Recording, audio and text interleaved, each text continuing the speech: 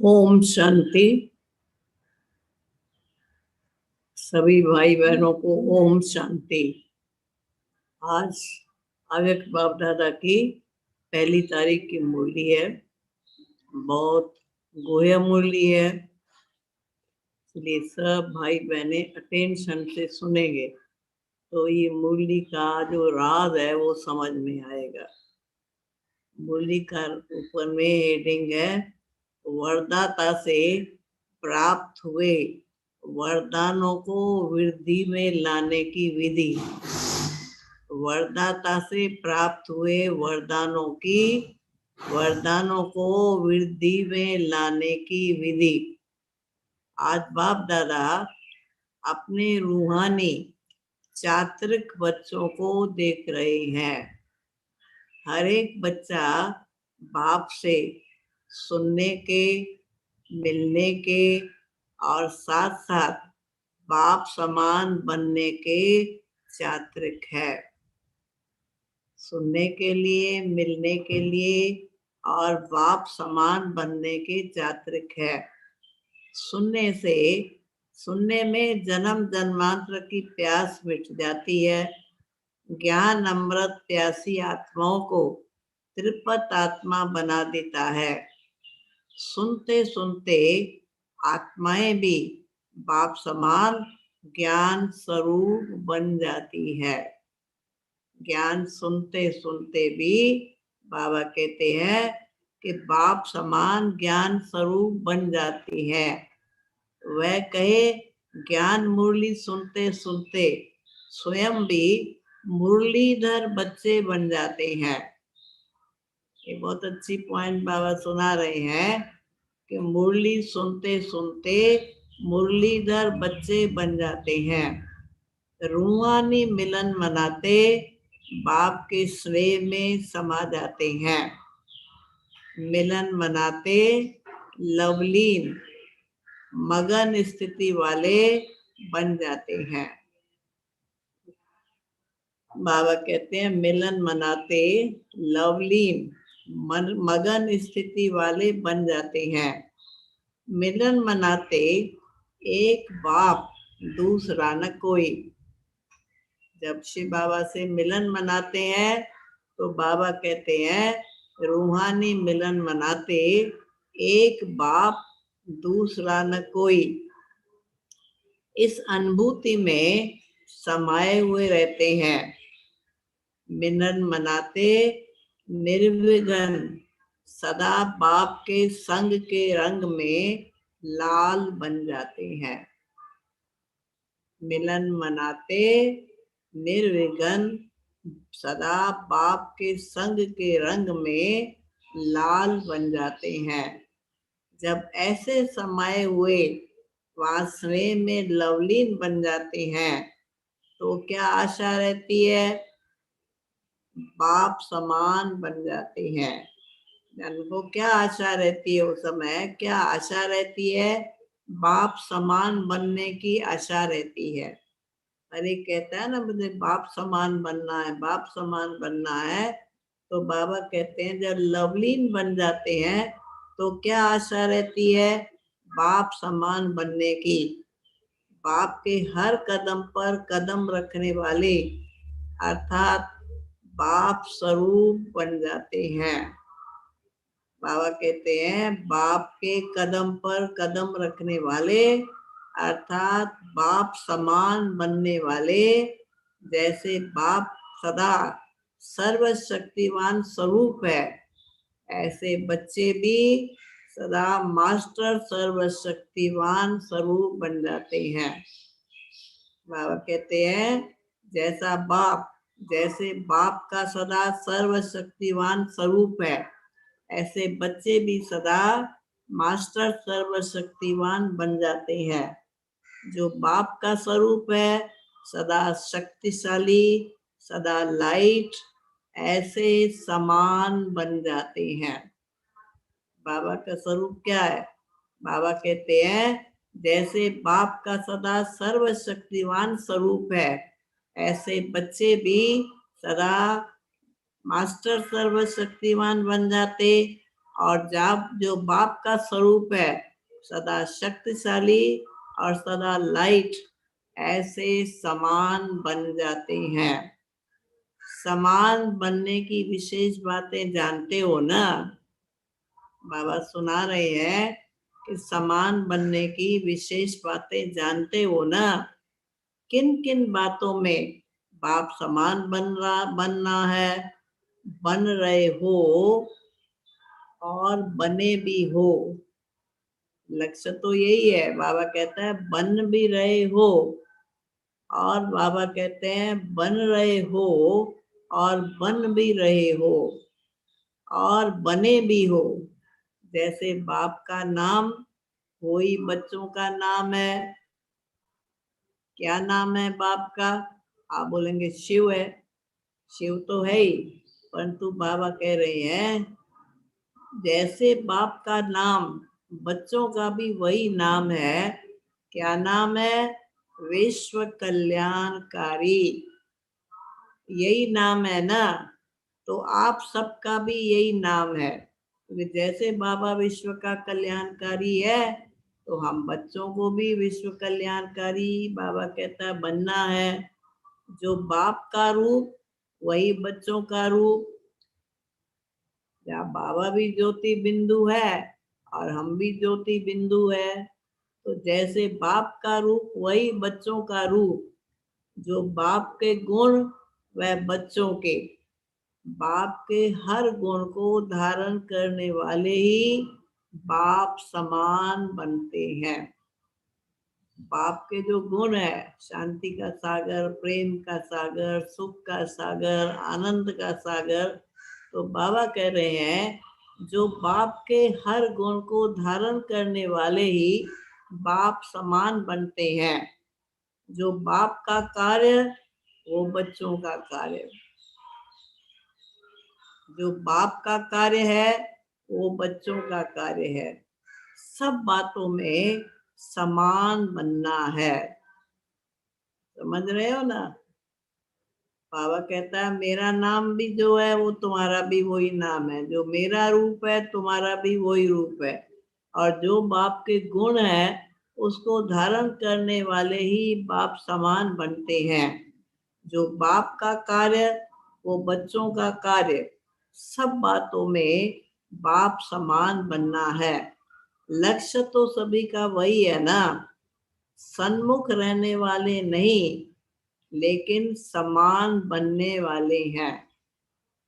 सन्मुख रहने वाले नहीं। पहले तो बाबा सन्मुख रहने वाले बच्चों को बात करते थे ना। अब बाबा कहते हैं सन्मुख रहने वाले नहीं, लेकिन समान बनने वाले हैं। इसको कहा जाता है फॉलो फादर करने वाले। तो अपने को चेक करो। बाबा कहते हैं अपने को चेक करो। क्या चेक करो? सब बातों में कहाँ तक बाप समान बने हैं। जो बाबा ने सब बातें सुनाई, रूप की, नाम की, कार्य की, जो भी बातें सुनाई, तो जो सब बातों में कहाँ तक बाप समान बने हैं। समान बनने का वरदान आदि से बाप ने बच्चों को दिया हुआ है।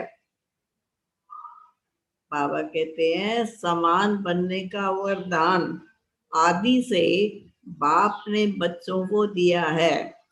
आदि का वरदान क्या था? अब आपको शुरू शुरू में बाबा ने जब बच्चों को वरदान दिया था वो याद दिला रहे हैं। आदि में वरदान क्या दिया?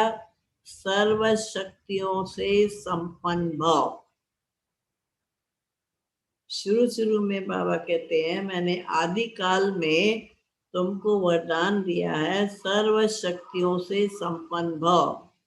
लौकिक जीवन में बाप व गुरु वरदान देते हैं। दुनिया में तो ऐसे ही होता है ना, या बाप वरदान देता है या गुरु वरदान देता है। तो बाबा कहते हैं लौकिक जीवन में बाप व गुरु वरदान देते हैं धनवान भव, पुत्रवान भव, बड़ी आयु भव या सुखी भव का वरदान देते हैं। उसमें तो यही वरदान देंगे। जो बाबा कहते हैं लौकिक जीवन वाले हैं वो तो यही वरदान देंगे, धनवान भव, पुत्रवान भव, बड़ी आयु भव, वासुकी भव का वरदान देते हैं। बाप दादा ने क्या वरदान दिया? अभी ये ध्यान से सुनने वाली बात है और याद करने वाली बात है। बाबा कहते हैं बाप दादा ने क्या वरदान दिया? सदा ज्ञान धन शक्तियों के धन से संपन्न भव। सदा ज्ञान धन और शक्तियों के धन से संपन्न भव, यही ब्राह्मण जीवन का खजाना है।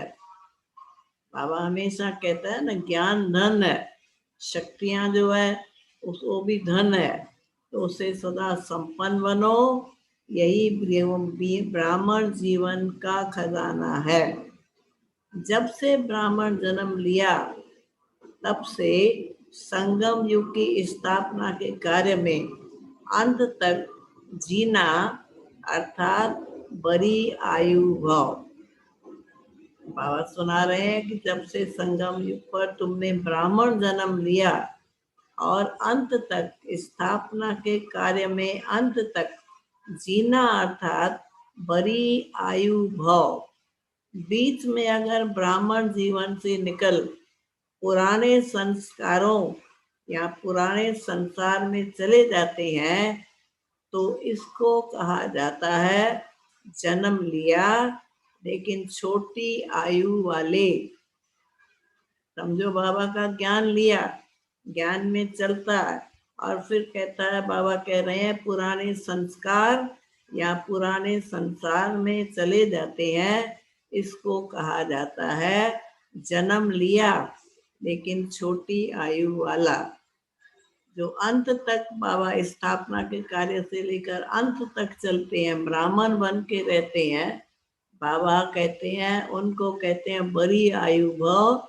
और जो बीच में पुरानी दुनिया में चले जाते हैं उनको कहा जाता है जन्म लिया लेकिन छोटी आयु वाले, क्योंकि ब्राह्मण जीवन में से मर गए। जब पुरानी दुनिया में चले गए तो बाबा कहते हैं क्योंकि ब्राह्मण जीवन से मर गए। कोई कोई ऐसे भी होते हैं जो कोमा में चले जाते हैं, कोई तो मर जाते हैं और कोई कोमा में चले जाते हैं। अब कोमा में कौन जाते हैं वो भी बाबा सुना रहे हैं। तो बाबा कहते हैं कोई कोई है जो कोमा में चले जाते हैं, होते हुए भी न के बराबर होते हैं और कभी कभी जाग भी जाते हैं, लेकिन वह जिंदा होने की, रोज जिंदा होना भी मरने के समान होता है। कोमा में चले जाते हैं और बीच बीच में जाग जाते हैं, बीच बीच में आ भी जाते हैं। तो बाबा कहते हैं इसको क्या कहेंगे, लेकिन ये जिंदा होना भी मरने के समान हो जाता है। तो बड़ी आयु भव अर्थात सदा आदि से अंत तक ब्राह्मण जीवन व श्रेष्ठ दिव्य जीवन की सर्व प्राप्तियों में जीना। बड़ी आयु किसको कहते हैं? आदि से लेके अंत तक। बाबा कहते हैं कि ब्राह्मण जीवन सदा आदि से अंत तक ब्राह्मण जीवन व श्रेष्ठ दिव्य जीवन की सर्व प्राप्तियों में जीना। बड़ी आयु के साथ साथ निरोगी भव का भी वरदान जरूरी है। समझो किसी की आयु बड़ी है और उसके जीवन में बीमारी है, रोग ही रोग है, इसीलिए बाबा कहते हैं कि उसके साथ निरोगी भव का वरदान भी जरूरी है। अगर आयु बड़ी है लेकिन माया की व्याधि बार बार कमजोर बना देती है। कौन सी व्याधि आती है? बार बार माया आती है, हमको कमजोर बनाती है। बाबा आयु बड़ी कहते हैं जब ये तुम्हारे पास कोई बीमारी नहीं आए, कोई व्याधि नहीं आए। तो बाबा कहते हैं अगर आयु बड़ी है लेकिन माया की व्याधि बार बार कमजोर बना देती है, तो वो जीना भी जीना नहीं है। तो बड़ी आयु भाव के साथ सदा तंदुरुस्त रहना अर्थात निर्विघ्न रहना है। बड़ी आयु भी हो, लेकिन बाबा कहते हैं, उसमें बाबा कहते हैं तंदुरुस्ती भी हो, निरोगी भी हो और निर्विघ्न भी हो, तीनों चीजें हो। अगर विघ्न आते रहे, बार बार विघ्न आते रहे, बार बार माया आके हमको तंदुरुस्ती से हमको बीमार करती रहे, वो तो बड़ी आयु तो नहीं हुई ना, क्योंकि बीच में वो भी विघ्न है। तो बाबा कहते हैं अगर आयु बड़ी है लेकिन माया की व्याधि बार बार कमजोर बना देती है, तो वो जीना भी जीना नहीं है। तो बड़ी आयु भाव के साथ साथ तंदुरुस्त रहना अर्थात निर्विघ्न रहना, बार बार उलझन में वहां दिल शिकस्त की स्थिति के बिस्तर हवाले नहीं होना है। यदि कोई बीमार होता है तो क्या कर, बिस्तर पे सो जाता है। तो बाबा कहता है अगर बार बार तुम्हारे पास भी बीमारी आए यानी व्याधि आए, कौन सी, माया की, तो तुम भी क्या करेंगे, जा करके अलबेले होके आराम से बैठ जाएंगे, फिर पुरुषार्थ तो नहीं करेंगे। तो बाबा कहते हैं बार बार उलझन में वहां दिल शिकस्ती स्थिति के बिस्तर हवाले नहीं होना है। जो कोई बीमार होता है तो बिस्तर हवाले होता है ना। छोटी छोटी उलझन तो चलते फिरते भी खत्म कर देते हैं, लेकिन जब कोई बड़ी समस्या आ जाती है, उलझन आ जाती है, दिल शिकस्त बन जाते हैं, तो मन की हालत तुम्हारी क्या होती है। बाबा सुना रहे हैं कि जब कोई बड़ी छोटी छोटी समस्याएं हो, वो चलो चलते फिरते खत्म भी कर देंगे, लेकिन जब कोई बड़ी समस्या आ जाती है, उलझन में आ जाते, दिल शिकस्त बन जाते हैं, तो मन की हालत तुम्हारी क्या होती है। जैसे शरीर बिस्तरे के हवाले होता है, जैसे बीमार आदमी क्या होता है, बीमार होगा तो बिस्तर पे सोएगा, रेस्ट करेगा। तो बाबा कहते हैं जैसे शरीर बिस्तरे के हवाले होता है,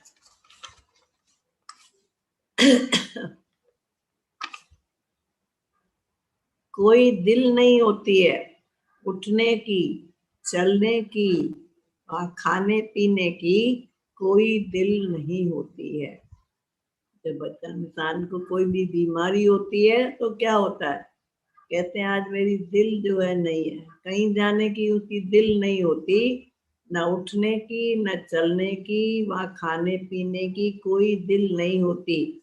ऐसे यहाँ भी योग में बैठेंगे तो भी दिल नहीं लगेगी।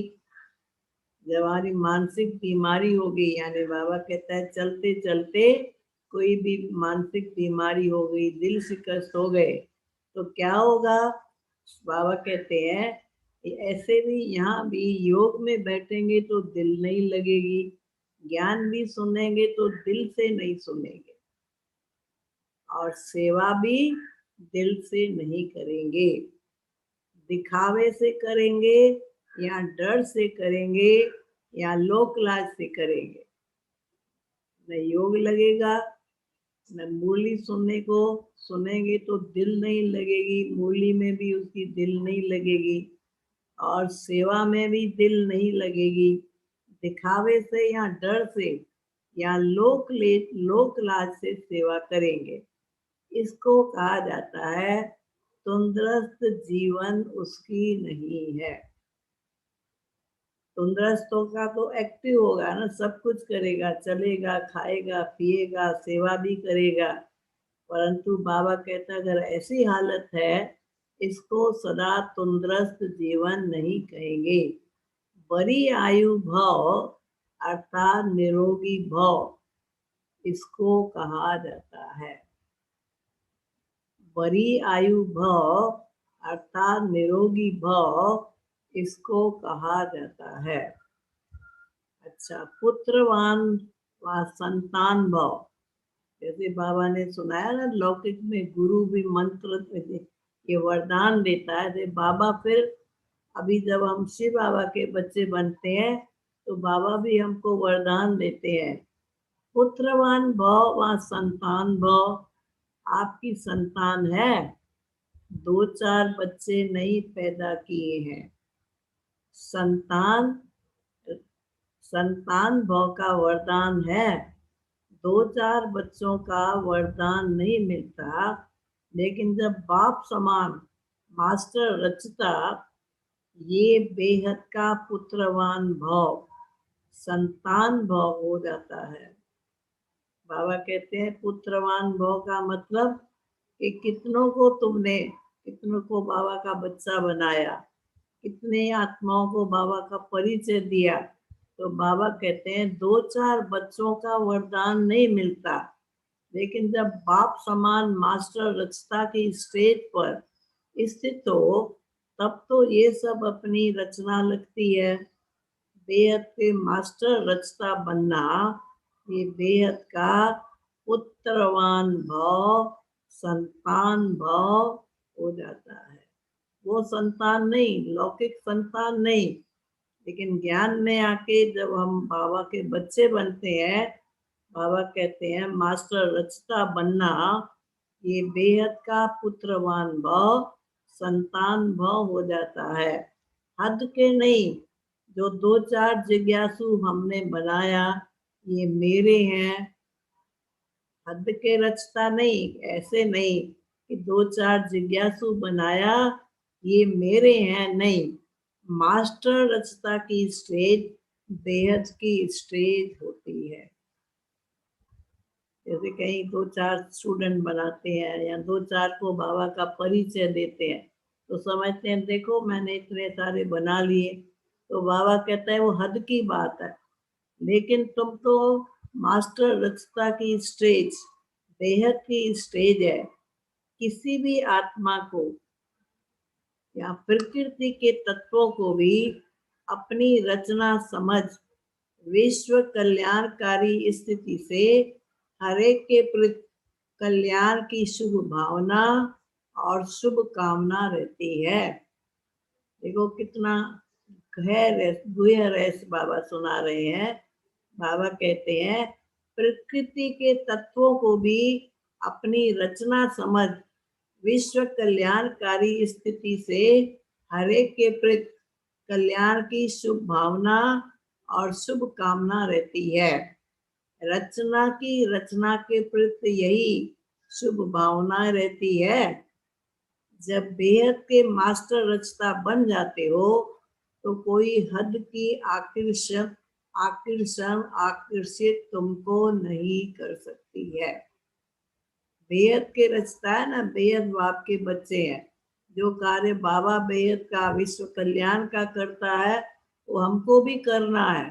तो बाबा कहते हैं जब मास्टर रचता की स्टेज बेहद की स्टेज है, किसी भी आत्मा को वहाँ प्रकृति के तत्वों को भी अपनी रचना समझ विश्व कल्याणकारी स्थिति से हर एक के प्रति कल्याण की शुभ भावना शुभ कामना रहती है।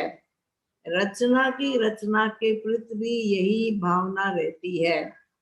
जब बेहद के मास्टर रचना बन जाते हो, तो कोई हद की आकर्षित नहीं कर सकती है। बेहद बाप के बच्चे बन गए, बेहद की बाबा कहते हैं बेहद के रचता बन गए, मास्टर रचता बन जाते, तो हद की कोई भी चीज आकर्षित नहीं कर सकेगी। सदा अपने को कहाँ खड़ा हुआ देखेंगे? बाबा पूछता है अपने को कहाँ खड़ा हुआ देखेंगे? जैसे वृक्ष का रचता बीज, जब वृक्ष की अंतिम स्टेज आती है, तो वो बीज ऊपर आ जाता है। आप लोगों ने देखा होगा, जैसे पेड़ बड़ा होता है, जैसे तुलसी का पेड़ है, तो आप देखेंगे जब तुलसी बिल्कुल फैल जाती है, बड़ी हो जाती है, तो तुलसी का जो बीज है वो ऊपर आ जाता है। तो ऐसे ही बाबा कह रहे हैं, इस मिसाल सुना रहे हैं कि जैसे कोई वृक्ष का रचता बीज, जब वृक्ष की अंतिम स्टेज आती है तो वो बीज ऊपर आ जाता है। ऐसे बेहद के मास्टर रचता सदा अपने को इस कल्प वृक्ष के ऊपर खड़ा हुआ अनुभव करेंगे। वृक्ष का जो बीज है पहले नीचे है, जब वृक्ष बिल्कुल पूरा ऊपर वैसे हो जाता है, भर जाता है, तो बीज बिल्कुल ऊपर हो जाता है। तो बाबा कहते हैं कि शिव बाबा भी बीज है और हम भी संसार में आए हैं, तो हमको भी बाबा कहते हैं कि तुमको भी रचना रचनी है, सेवा करनी है। तो जैसे वृक्ष का रचता बीज जब वृक्ष की अंतिम स्टेज आती है तो वह बीज ऊपर आ जाता है। ऐसे बेहद के मास्टर रचता सदा अपने को इस कल्प वृक्ष के ऊपर खड़ा हुआ अनुभव करेंगे। बाप के साथ साथ वृक्ष के ऊपर मास्टर बीज रूप बन शक्तियों की, गुणों की, शुभ भावना और शुभ कामना की, स्नेह की, सहयोग की किरणें फैलाएंगे। जैसे बाबा वृक्ष के, बाबा बीज रूप है, हमको भी बाबा कहता है तुम भी बीज रूप हो, मास्टर बीज रूप बन के शक्तियों की, गुणों की, शुभ भावना, शुभ कामना की, स्नेह की, सहयोग की किरणें फैलाएंगे। जैसे सूर्य ऊंचा रहता है तो सारे विश्व में स्वतः ही किरणें फैलती रहती है। ऐसे हम भी ऊंचे रहेंगे तो ऊंचे रह करके जो गुण है, जो शक्तियां है वो फैलानी है, यानी सबको देनी है। वैसे बाबा कहते सूर्य ऊंचा ऊंचा रहता है तो सारे विश्व में स्वतः ही किरणें फैलती है ना। ऐसे मास्टर रचता व मास्टर बीज रूप बन सारे वृक्ष को किरणें व पानी तुम दे सकते हो। समझा इस बात को? तो बाबा कहते हैं आप भी मास्टर रचता व मास्टर बीज रूप बन सारे वृक्ष को किरणें व पानी दे सकते हो। तो तुम कितनी संतान हुई, सारे विश्व आपकी रचना हो गई। तो मास्टर रचता भाव, इसको कहते हैं पुत्रवान भाव। बाबा का मतलब है जैसे वहां पुत्रवान भाव कहते हैं, यहाँ पुत्र भाव भाव किसको कहेंगे कि सारे विश्व की जो भी आत्माएं हैं उनके लिए शुभ भावना, शुभ कामना, स्नेह हो, सहयोग की किरणें फैलाना और सबके प्रति फैलाना, प्रकृति के प्रति भी फैलाना। तो बाबा कहते हैं इसको कहा जाता है, बाबा कहते हैं मास्टर रचता भाव, इसको कहा जाता है पुत्रवान भाव। तो कितने वरदान है, इसको ही कहा जाता है बाप समान बनना। जन्मते ही ये सब वरदान हर ब्राह्मण आत्मा को बाप ने दे दिए हैं। वरदान मिले हैं ना, सुना ना सभी वरदान। सबसे पहला वरदान बाबा ने कहा, कौन सा सुनाया? शक्ति स्वरूप संपन्न भव, सबसे पहला शुरू का वरदान। और फिर से सुनाया निरोगी भव, फिर पुत्रवान भव। तो बाबा ने सुनाया ना तंदुरुस्ती होनी चाहिए, फिर दिल शिकस्त नहीं होना चाहिए, बीमार नहीं पड़ना चाहिए।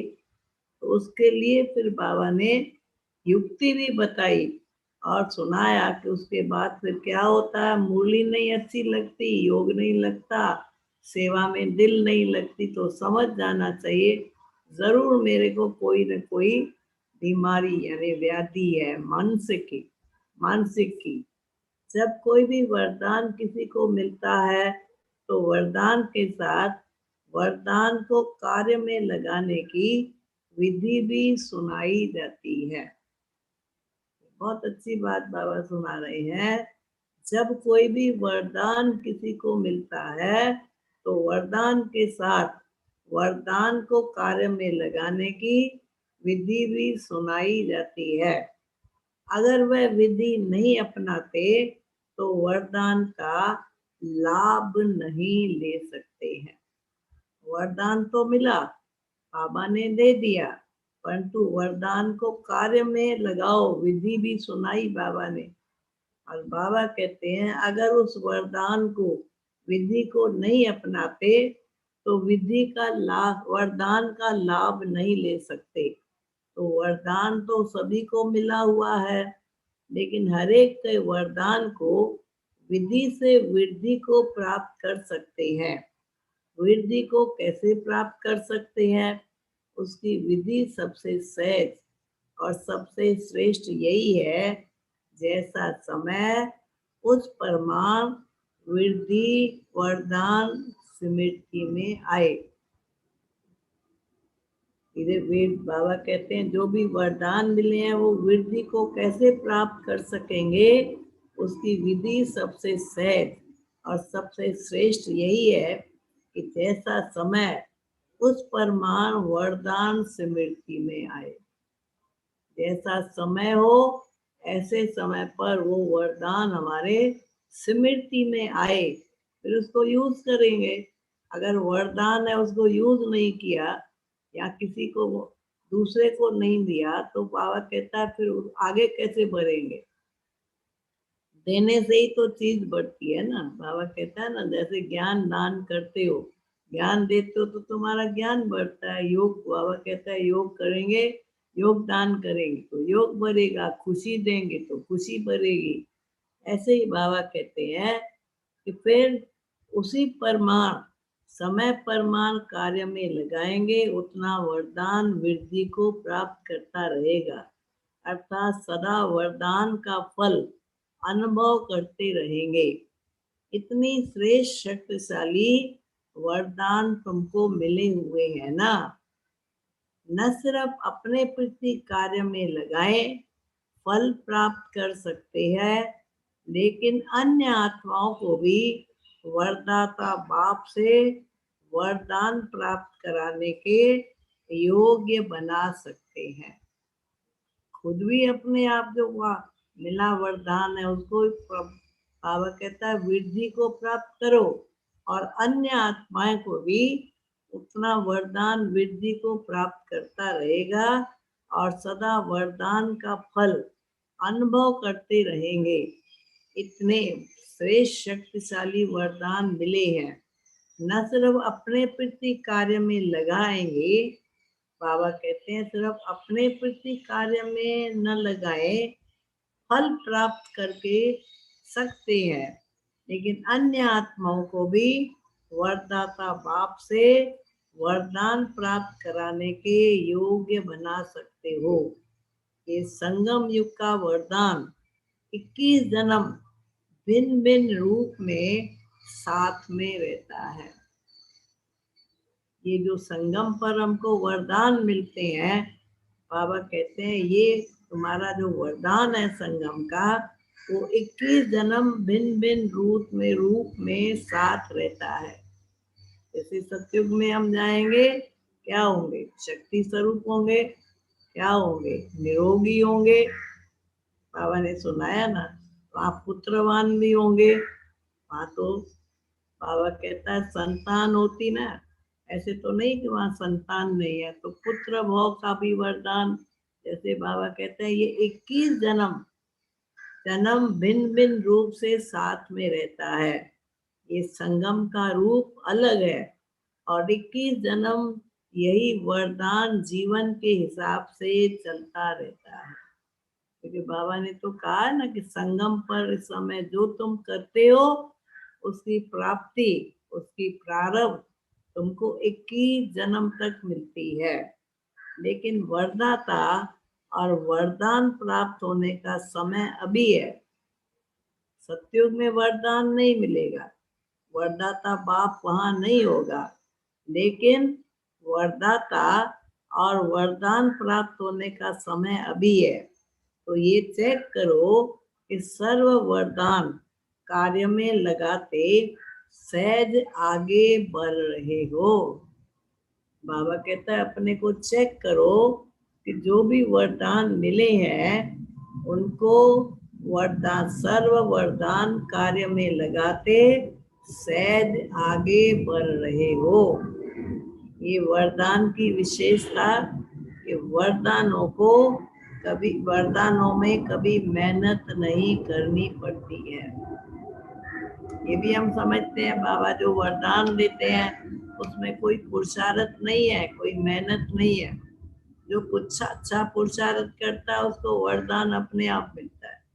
आशीर्वाद करो ये हम कहते हैं, बाबा कहते हैं ना, यहाँ आशीर्वाद नहीं मिलती है, लेकिन यहाँ सब कुछ आपे ही सुख शांति आनंद प्रेम वरदान जो कुछ भी है वो बाबा अपने आप देता है।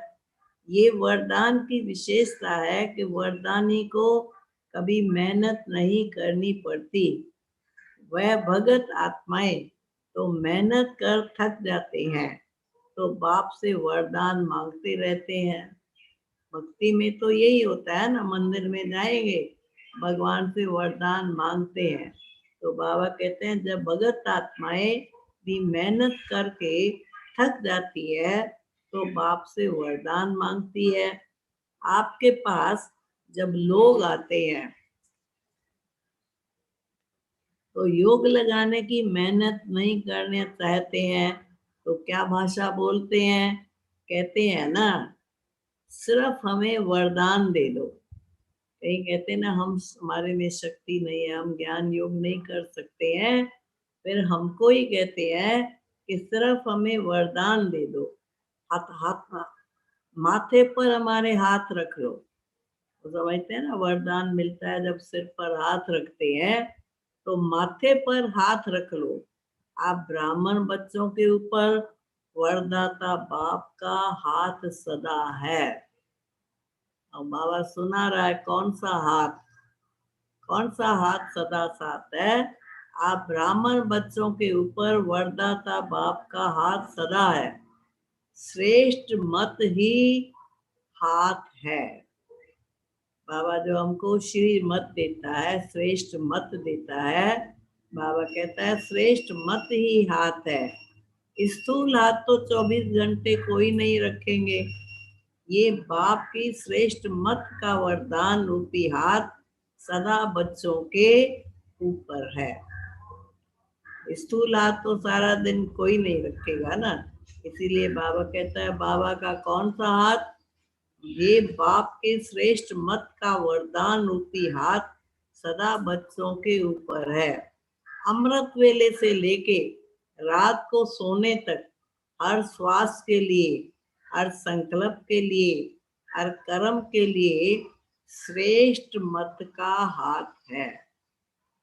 सवेरे से लेके रात तक बाबा ने हर अमृत वेले से लेके रात को सोने तक हर श्वास के लिए, हर संकल्प के लिए, हर कर्म के लिए श्रेष्ठ मत का हाथ है ही। इसी वरदान को विधि पूर्वक चलाते रहो तो कभी भी मेहनत नहीं करनी पड़ेगी। ये हमेशा नेचुरली पुरुषार्थ में अगर वरदान जो बाबा ने दिए हैं उन वरदानों को जब हम यूज करते हैं तो हमको मेहनत नहीं करनी पड़ती है। जब अपने पुरुषार्थ में करेंगे तो मेहनत लगेगी, लेकिन जो वरदान मिले हुए हैं उसमें मेहनत नहीं लगती। जैसे देवताओं का गायन है इच्छा मात्रम अविद्या, तो ये है फरिश्ता जीवन की विशेषता। देवताई जीवन में तो इच्छा की तो कोई बात ही नहीं है। बाबा कहते हैं कि इच्छा मात्रम अविद्या, सतयुग में तो हमारी जीवन ही ऐसी है, परंतु ये फरिश्ता जीवन की विशेषता है। देवताई जीवन में तो इच्छा की बात ही नहीं।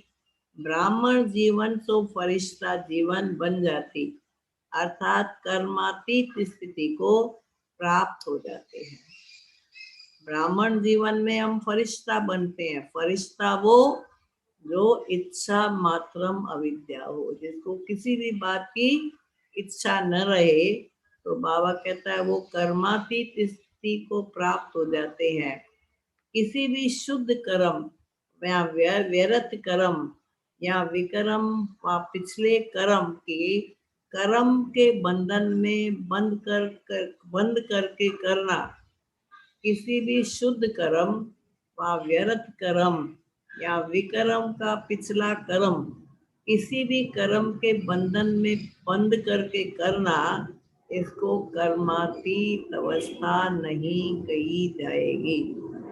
कोई भी कर्म है, चाहे विकर्म पिछले जन्मों का है, चाहे श्रेष्ठ कर्मों का है, चाहे कोई भी हो, तो बाबा कहते हैं किसी भी शुद्ध कर्म व व्यर्थ कर्म या विकर्म या पिछला कर्म किसी भी कर्म के बंधन में बंद कर करना, इसको कर्मातीत अवस्था नहीं कहेंगे। एक है कर्म का संबंध, एक है कर्म का बंधन। तो जैसे ये गायन है, हद की इच्छा से अविद्या, ऐसे फरिश्ता जीवन को बाबा कहते हैं, जैसे बाबा कहते हैं हद की इच्छा से अविद्या, ऐसे फरिश्ता जीवन का ब्राह्मण जीवन अर्थात मुश्किल शब्द की अविद्या। क्योंकि ब्राह्मण ज्यादातर कहते हैं ना, बाबा योग लगाना मुश्किल है, धारणा करनी मुश्किल है। तो आज बाबा कहते हैं जैसे देवताओं के लिए कहा जाता है, फरिश्तों के लिए कहा जाता है इच्छा मात्रम अविद्या, ऐसे ब्राह्मणों के कर्म के बंधन में बंधना नहीं है। ये बाबा कहते हैं यहाँ पर ब्राह्मण जीवन अर्थात मुश्किल शब्द की अविद्या, बोझ से भी अविद्या, मालूम ही नहीं है कि वो क्या होता है। तो वरदानी आत्मा अर्थात मुश्किल जीवन से अविद्या का अनुभव करने वाली, वरदानी आत्मा अर्थात मुश्किल जीवन में अविद्या का अनुभव करने वाली, इसको कहा जाता है वरदानी आत्मा। तो बाप समान बनना अर्थात सदा वरदाता से प्राप्त हुए वरदानों से पालना, सदा निश्चिंत और निश्चित विजय अनुभव करना। बाबा से अगर हमको वरदान मिले हैं और वो वरदानों को हम यूज करते हैं, तो बाबा कहते हैं सदा वरदाता से प्राप्त हुए वरदानों से पालना, सदा निश्चिंत निश्चित विजय अनुभव करना। कई बच्चे पुरुषार्थ तो बहुत अच्छा करते हैं, लेकिन पुरुषार्थ का बोझ उनको अनुभव होता है। बाबा कहते हैं पुरुषार्थ बहुत अच्छा करते हैं, लेकिन पुरुषार्थ का बोझ अनुभव होना, ये यथार्थ पुरुषार्थ नहीं है। पुरुषार्थ से ही भारी हो जाते हैं, ये भी करना है, ये भी करना है, ये तो बड़ा मुश्किल है, मुश्किल भी कह देते हैं और बोझ भी महसूस करते हैं। तो ये यथार्थ पुरुषार्थ नहीं है। अटेंशन रखना ये ब्राह्मण जीवन की विधि है। बोझ नहीं अनुभव करो, भारी नहीं अनुभव करो, लेकिन ब्राह्मण जीवन को सिर्फ क्या करना है, अटेंशन रखना, ये ब्राह्मण जीवन की विधि है। लेकिन अटेंशन टेंशन में बदल जाता है। कईयों को पुरुषार्थ की भी टेंशन रहती है, तो बाबा कहते हैं अटेंशन टेंशन में बदल जाता है, नेचुरल अटेंशन नहीं रहता, इसको भी यथार्थ अटेंशन नहीं कहा जाएगा। जैसे जीवन में स्थूल नॉलेज रहती है ना, यह चीज अच्छी है, ये बात करनी है, ये नहीं करनी है, तो नॉलेज के आधार पर जो नॉलेजफुल होते हैं उनकी निशानी क्या है, उनको नेचुरल अटेंशन रहता है। तो बाबा कहता है अगर तुम भी नॉलेजफुल हो तो तुमको नेचुरल अटेंशन रहे, टेंशन क्यों करते हो, बोझ क्यों महसूस करते हो। तुमको पता है कि पुरुषार्थ जो हम कर रहे हैं कितना अटेंशन से कर रहे हैं, वो हर एक अपने को चेक करे। बाबा कहते हैं उनको नेचुरल अटेंशन रहता है, ये खाना है, ये नहीं खाना है, ये करना है, ये नहीं करना है। हर कदम में टेंशन नहीं रहता, ये करूं या न करूं। दुनिया में जो भी हम काम करते हैं, तो जिस काम को ज्ञान है कि ये खाना है, ये नहीं खाना है, ये काम करना है, ये नहीं करना है, तो बाबा कहता है वहां थोड़ी टेंशन रहेगी, या वहां पर ये रहेगा क्या कि ठीक है, ये काम करूं या ना करूं, ये खाऊं या नहीं खाऊं, ऐसे चलूं या नहीं चलूं। नेचुरल नॉलेज की शक्ति से अपने आप अटेंशन रहता है। ऐसे यथार्थ पुरुषार्थी का हर कदम हर कर्म में नेचुरल अटेंशन रहता है, यानी उस समय उसको टेंशन नहीं होगी, हर कर्म में नेचुरल अटेंशन रहता है। क्योंकि नॉलेज की लाइट माइट स्वतः यथार्थ रूप से यथार्थ रीति से चलाती है। नॉलेजफुल आत्मा की निशानी बाबा सुना रहे हैं। नॉलेज की लाइट माइट स्वतः यथार्थ रूप से चलती है। तो पुरुषार्थ भल करो, अटेंशन जरूर रखो, लेकिन टेंशन के रूप में कभी नहीं आओ। बाबा कहता है पुरुषार्थ भल करो, अटेंशन रखो, लेकिन टेंशन के रूप में कभी नहीं आओ। जब टेंशन में आ जाते हो तो चाहते हो बहुत काम करने का, वहां बनने चाहते तो नंबर 1 हो, लेकिन टेंशन जितना चाहते हो उतना करने नहीं देती है। चाहते हो मैं अच्छा पुरुषार्थ करूं, नंबर 1 वाला पुरुषार्थ करूं, परंतु जो टेंशन होती है, बाबा कहते हैं जब टेंशन में आ जाते हो तो जो चाहते हो वो काम करने का, बनना चाहते भी नहीं कर सकते हो। तो जो बनना चाहते हैं वो बनने नहीं देता, और टेंशन को पैदा करता है। क्योंकि जो चाहते हैं वो होता नहीं, तो और ही तुम्हारा टेंशन बढ़ता है। जब टेंशन में आए और काम होता नहीं, पुरुषार्थ होता नहीं, तो बाबा कहते हैं फिर क्या होता है, टेंशन के कारण टेंशन को पैदा करता। क्योंकि जो चाहते हैं वो नहीं होता है, तो और ही तुम्हारा टेंशन बढ़ता है। तो पुरुषार्थ सभी करते हो, लेकिन कोई ज्यादा पुरुषार्थ को भारी कर देते हैं और कोई बिल्कुल अलबेले हो जाते हैं। 2 प्रकार के पुरुषार्थी है। तो पुरुषार्थ सभी करते हो, लेकिन कोई ज्यादा पुरुषार्थ को भारी कर देते हैं और कोई फिर बिल्कुल अलबेले हो जाते हैं। जो होना होगा हो जाएगा, उनकी भाषा ये होती है, जो होना होगा वो हो जाएगा, देखा जाएगा, कौन देखता है, कौन सुनता है। तो न ये अच्छा है न वो अच्छा है। यानी पुरुषार्थ में न भारी होना है न अलबेला होना है। इसीलिए बाबा कहते हैं न वो अच्छा है न ये अच्छा है। बाबा ये विशेष पुरुषार्थ सुना रहे हैं। तो बाबा कहते हैं इनकी फिर भाषा भी यही होती है, जो होगा देखा जाएगा, कौन देखता है, कौन सुनता है। तो न ये अच्छा न वो अच्छा। इसीलिए बैलेंस से बाप की ब्लेसिंग, वरदानों का अनुभव करो। सदा बाप का हाथ मेरे ऊपर में रहे। सुनाया ना, तो बाबा का हाथ कौन सा, जो हमको शिक्षा मिलती है, जो बाबा हमको रोज श्रीमत देता है। तो बाबा कहते हैं तो बाप का हाथ मेरे ऊपर है। इस अनुभव को सदा स्मृति में रखो। जैसे भगत आत्माएं स्थूल चित्र को सामने स्मृति जैसे भगत आत्माएं स्थूल चित्र को सामने रखते हैं ना, कि माथे पर वरदान का हाथ है, तो आप भी चलते फिरते बुद्धि में ये अनुभव का चित्र सदा स्मृति में रखो कि बाबा का हाथ सदा मेरे सिर पर है, वरदानों का हाथ सदा मेरे माथे पर है।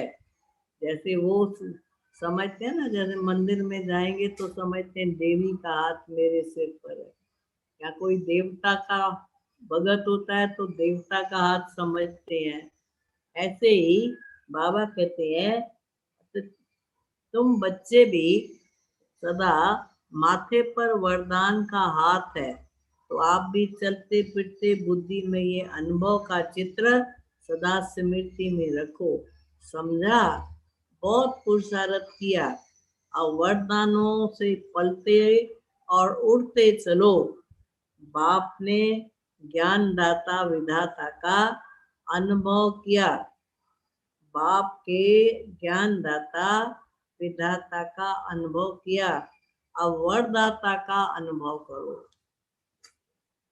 अच्छा, इतनी अच्छी मूल्य है, इतनी अच्छी अच्छी बातें बाबा ने सुनाई, पुरुषार्थ के लिए भी, वरदानों की भी। अच्छा, सदा हर कदम में बाप को फॉलो करने वाले, सदा अपने को वरदाता बाप के वरदानी श्रेष्ठ आत्मा अनुभव करने वाले, सदा हर कदम सहज पार करने वाले, सदा सर्व वरदान समय पर कार्य में लगाने वाले, ऐसे बाप समान बनने वाली श्रेष्ठ आत्माओं को बाप दादा का वरदाता के रूप में याद प्यार, गुड मॉर्निंग और नमस्ते।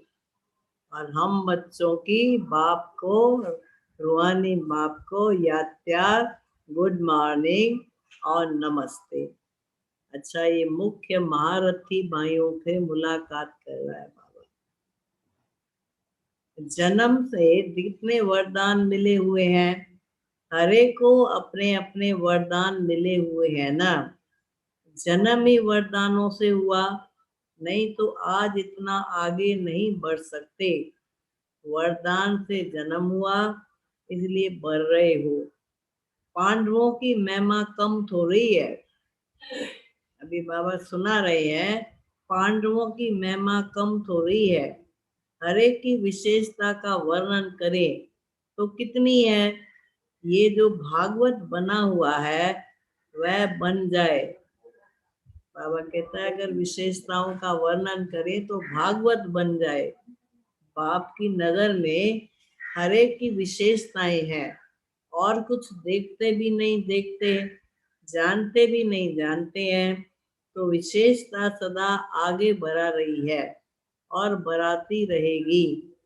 जो जन्म से वरदानी आत्माएं हैं वो कभी भी पीछे हट नहीं सकती है। सदा उड़ने वाली वरदानी आत्माएं हो, वरदाता बाप के वरदान तुमको आगे बढ़ा रहे हैं। पांडव गुप्त रहते हैं, बाबा कहते हैं पांडव गुप्त रहते हैं। शिकार कर, बाबा कहते हैं, लेकिन गुप्त क्या रहते हैं, क्यों रहते हैं, बाबा वो सुना रहे हैं। पांडव गुप्त रहते हैं, लेकिन बाप दादा के दिल पर सदा प्रत्यक्ष है। अच्छे अच्छे प्लान तो पांडव बनाते हैं, शक्तियां शिकार करती, लेकिन कमाल तो लाने वालों की है ना। समझा? बाबा कहते हैं तो कोई आएगा तभी तो उनको समझाएंगे ना, तो कमाल किसकी हुई, जो लाते हैं, यानी सेवा करके दूसरी आत्माओं को लाते हैं। तो बाबा कहते हैं पांडव गुप्त रहते हैं, लेकिन कमाल तो लाने वालों की है। अगर लाने वाले लाए ही नहीं तो शिकार क्या करेंगी। इसलिए पांडवों को विशेष अपना वरदान है, याद और सेवा का बल विशेष मिला हुआ है। सुन लो सभी पांडव भाई, सुन रहे हैं, याद और सेवा का बल विशेष मिला हुआ है। याद का बल भी विशेष मिलता है, सेवा का बल भी विशेष मिलता है।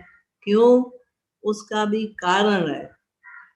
बाबा कहता है याद का बल भी विशेष मिलता है, सेवा का भी मिलता है। क्यों? उसका भी कारण है, क्योंकि जितना आवश्यकता के समय कार्य में आए हैं, उसको विशेष वरदान भी मिला हुआ है।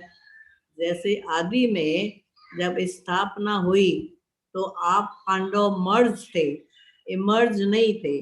शक्तियां एग्जाम्पल बनी। शुरू में इतने भाई नहीं होते थे ना यज्ञ में, तो 5 पांडव थे, बाकी सब शक्तियां बहनें थी। तो बाबा कहते हैं पांडव मर्ज थे, इमर्ज नहीं थे। शक्तियां एग्जाम्पल बनी और उन्हों के एग्जाम्पल को देख और आगे बढ़े। तो ये आवश्यकता के समय एक एग्जाम्पल बने, इसलिए जितना जो आवश्यकता के समय सहयोगी बने, चाहे जीवन से चाहे सेवा से, उनको ड्रामा अनुसार विशेष बल भी मिलता है। अपना पुरुषार्थ तो है ही, लेकिन एक्स्ट्रा बल मिलता है। यानी कोई भी बाबा के कार्य में चाहे कैसे तन से बनता, धन से बनता, कैसे भी सहयोगी बनता, तो बाबा कहता है उनको एक्स्ट्रा बल मिलता है। तो बाबा कहते हैं इसलिए तो अपना पुरुषार्थ तो है ही, लेकिन एक्स्ट्रा बल मिलता है। अच्छा सेवा करने से जो सर्व आत्माएं खुश होती है, उसका भी बहुत बल मिलता है। जो अनुभवी आत्माएं हैं, उन्हों की सेवा की आवश्यकता है, क्योंकि जिन्होंने साकार में पालना ली है, उन्हों को देख करके सदा बाप की याद आती है। कभी भी आप लोग दादियां कहाँ जाएंगी तो विशेष क्या सुनाएंगी? चरित्र सुनाओ, कोई बाप की बातें सुनाओ, तो विशेषता है ना। इसलिए सेवा की विशेषता का वरदान भी तुमको मिला हुआ है। चाहे स्टेज पर खड़े होके भाषण न भी करो, लेकिन ये सबसे बड़ा भाषण है। चरित्र सुना करके चरित्रवान बनने की प्रेरणा देना, ये सबसे बड़ी सेवा है।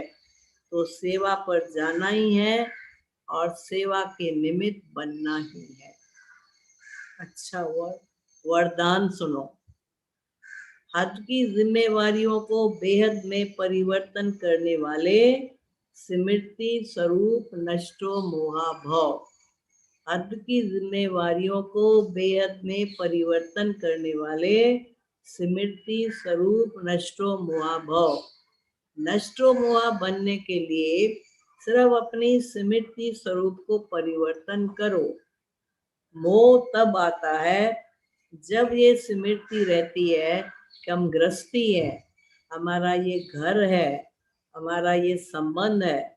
अब इस हद की जिम्मेवारी को बेहद की जिम्मेवारी में परिवर्तन कर दो। बेहद की जिम्मेवारी निभाएंगे तो हद की स्वतः पूरी हो जाएगी। लेकिन यदि बेहद की जिम्मेवारी की भूल करके हद की जिम्मेवारी निभाते हो, तो उसे और ही बिगाड़ते हो। इसलिए क्योंकि ये फर्ज मोह का मर्ज बन जाता है। कहते हैं ना हमारी जिम्मेवारी है ना, मुझे तो संभालना ही है। परंतु बाबा कहते हैं अगर तुम बाबा की बेहद की जिम्मेवारी निभाओगे तो हद की भी पूरी हो जाएगी। नहीं तो वो कर्ज मर्ज का रूप होता है। इसलिए अपने स्मृति स्वरूप को परिवर्तन कर नष्टो मोहा बनो।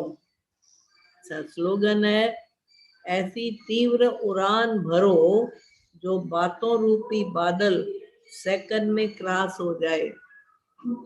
ऐसी तीव्र उड़ान भरो जो बातों रूपी बादल सेकंड में क्रॉस हो जाए। ओम शांति।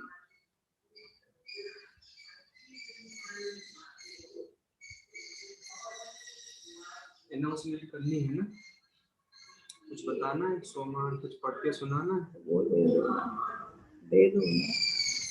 अच्छा 1 मिनट थोड़ी सूचना भी सुन लो। 22 तारीख को रक्षाबंधन है, आप सभी को पता होगा। रक्षाबंधन से पहले हमेशा हर साल हम बट्ठी करते हैं, 21 दिन की बट्ठी। तो हमने सोचा इस साल भी रक्षाबंधन से पहले हम बट्ठी रखें, 108 घंटे की बट्ठी। याद होगा आप लोगों को, शायद भूल भी गए हो तो याद दिलाते हैं। तो इसलिए पहली तारीख, आज पहली तारीख है, अपने अपने घरों में ही करनी है, ऐसे नहीं हम कहते हैं सेंटर पे आके करो। और जो शाम के टाइम पर सेंटर पे आना चाहे वो शाम को आके कर भी सकते हैं। तो पहली तारीख से लेके 21 तारीख तक इसमें हमारे 108 घंटे की बट्टी पूरी होगी। 4 घंटा भी रोज करेंगे ना तो 108 घंटा पूरा हो जाएगा। तो पहली तारीख से 21 तारीख तक बट्ठी करनी है, फिर 22 तारीख को रक्षाबंधन, फिर उसमें राखी बांधे। ठीक है, करेंगे ना। बाबा कहता है योग का जिनको शौक होगा वो तो बट्ठी करनी है, बट्ठी करनी है। बाबा कहता है आप घर में बैठ के बट्ठी करो, टाइम निकालो, टाइम निकालोगे तो निकल आएगा।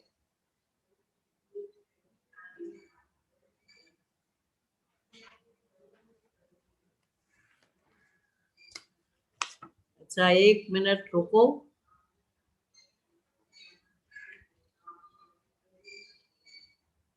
ओम शांति। अगस्त महीने में रक्षाबंधन का पावन पर्व आ रहा है। हर साल हम सावन के महीने में याद की यात्रा में और अटेंशन देते हुए अपनी तपस्या की लगन की अगन को बढ़ाते हैं। इसलिए हम सब भाई बहने घंटे, बाबा कहते हैं, इसलिए हम सब भाई बहने घंटे की योग बट्ठी अगस्त से 16 नहीं दिख रहा, 108 घंटे, वो तो बोला मैंने ना, 108 घंटे की बट्ठी अगस्त तक रखेंगे। इसके लिए आप अपना अपना टाइम निकाल के सारे दिन में योग का चार्ट रखें, 4 घंटे का बनाएं ताकि घंटे का लक्ष्य पूरा हो जाए। हर दिन मुरली के बाद हम रोज का आपको सोमान और अभ्यास भी सुनाएंगे, जिसको स्मृति में रख के हम अपनी योग को शक्तिशाली अनुभव युक्त बना सके। अगस्त का आपको सोमान सुनाती हूँ। मैं ड्रामा में श्रेष्ठ पाठधारी आत्मा हूँ। सभी सुनो ध्यान से। मैं ड्रामा में श्रेष्ठ पाठधारी आत्मा हूँ। सदा ये स्मृति रहे कि मैं अवतरित आत्मा हूँ और इस ड्रामा में मेरा पार्ट निश्चित है। मैं अवतरित आत्मा हूँ। मेरा हर संकल्प, बोल, कर्म, व्यवहार श्रेष्ठ है। मुझ आत्मा का हर पार्ट हीरो पार्ट है। ठीक है, सभी ने समझ लिया ना। योग करेंगे, अभी थोड़ी देर बैठो, सभी योग करो, तो टाइम है।